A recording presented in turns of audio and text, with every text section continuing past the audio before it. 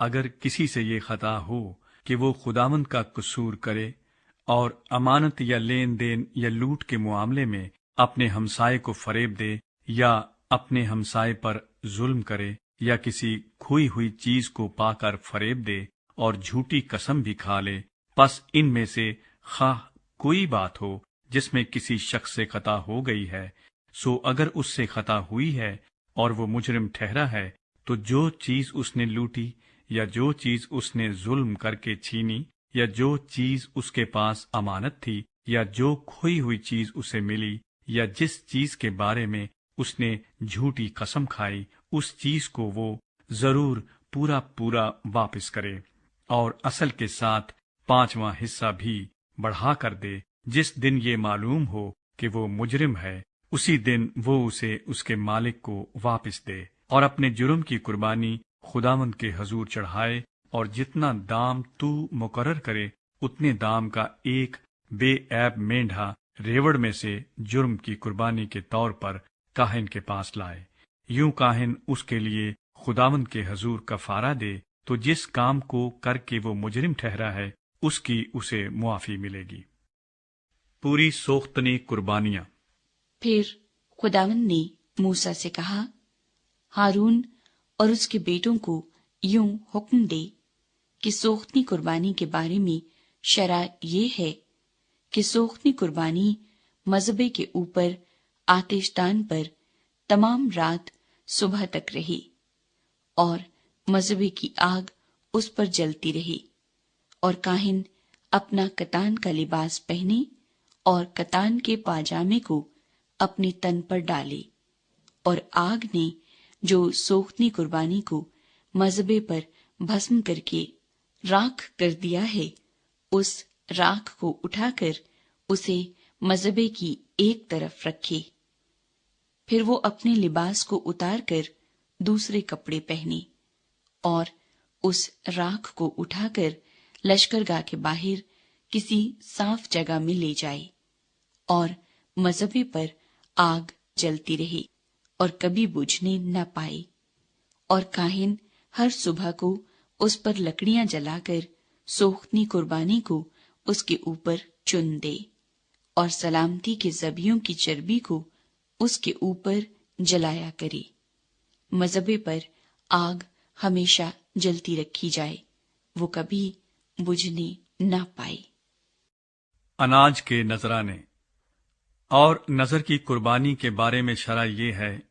کہ ہارون کے بیٹے اسے مذبح کے آگے خداوند کے حضور گزرانے، اور وہ نذر کی قربانی میں سے اپنی مٹھی بھر اس طرح نکالے کہ اس میں تھوڑا سا میدا اور کچھ تیل جو اس میں پڑا ہوگا، اور نذر کی قربانی کا سب لبان آ جائے،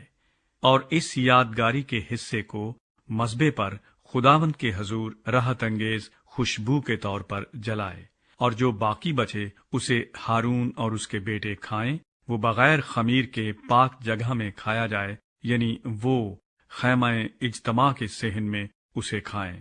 وہ خمیر کے ساتھ پکایا نہ جائے۔